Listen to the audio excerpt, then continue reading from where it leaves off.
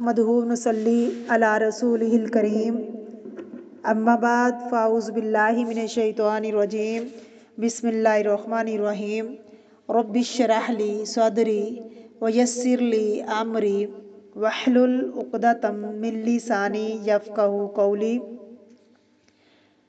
سورۃ آل عمران آیت نمبر 143 لفظی ترجمہ، روٹ ورڈ اور تفسیر۔ وَلَقَدْ اور یقیناً کنتم تھے تم تمنون آرزو کرتے رہتے الموتا موت شہادت کی من قبلی اس سے قبل اس سے پہلے ان کے تلقوہ تم اس کو ملتے فقط پس تحقیق رأیتموہ تم نے اس کو دیکھ لیا ہے وَأَنْتُمْ اور تم تنظرون اپنی کھلی آنکھوں سے اس کا نظارہ بھی کر رہے ہو۔ تفسیر۔ بسم اللہ الرحمن الرحیم۔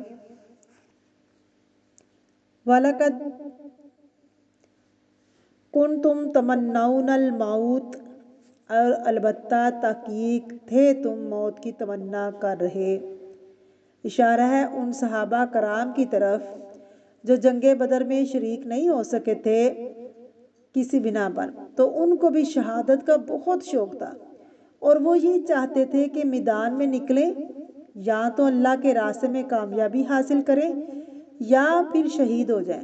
فرمایا کل تک تو تم موت کی تمنا کر رہے تھے، شہادت کی تمنا کر رہے تھے من قبل ان تلقوہ اس سے پہلے کہ تم نے اس سے ملاقات کی، یعنی تمہارا اور موت کا آمنا سامنا ہوا۔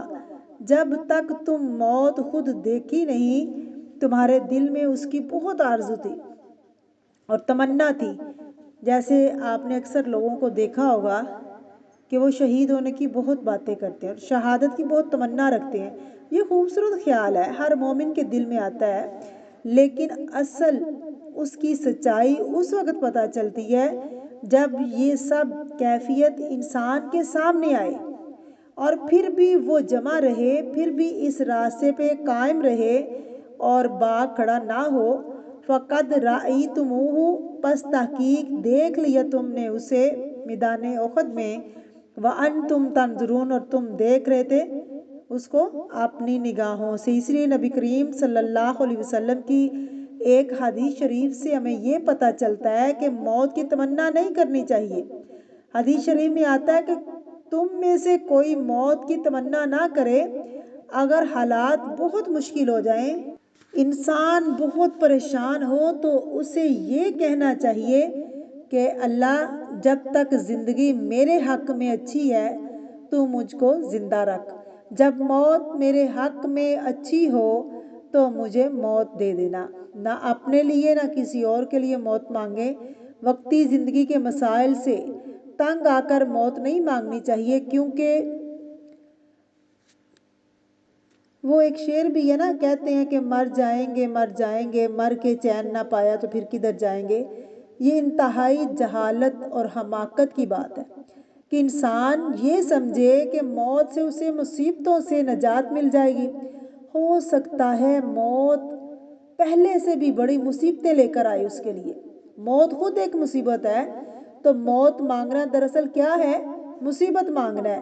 جنگ کی تمنا بھی نہیں کرنی چاہیے کہ جنگ ہو تو اس میں لڑوں اور میں اس میں شہید ہو جاؤں اور پھر بہت بہادری کے مظاہرے کروں۔ دشمن کی تمنا کی آرزو مت کرو، اللہ سے عافیت کا سوال کرو، ایسی چیزوں سے پناہ مانگو، لیکن اگر ایسی چیز مسلط ہو جائے تو پھر تم ان سے ملاقات کرو، دشمن سے پھر مقابلہ کرو تو صبر کرو اور جان لو کہ بے شک جنت تلواروں کی چھاؤں میں ہے، یعنی جنت میں جانے کا راستہ وہی ہے، لیکن اس راستے کی تمنا نہ کرو۔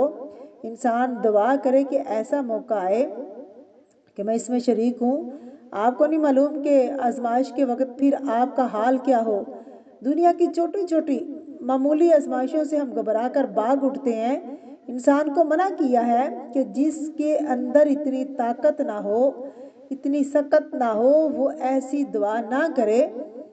بس اللہ سے یہی مانگے کہ یا اللہ جب تک میری زندگی میرے حق میں بہتر ہے تو مجھے زندہ رکھ، اور جب موت میرے حق میں بہتر ہو تو تمہیں مجھے موت دے دینا۔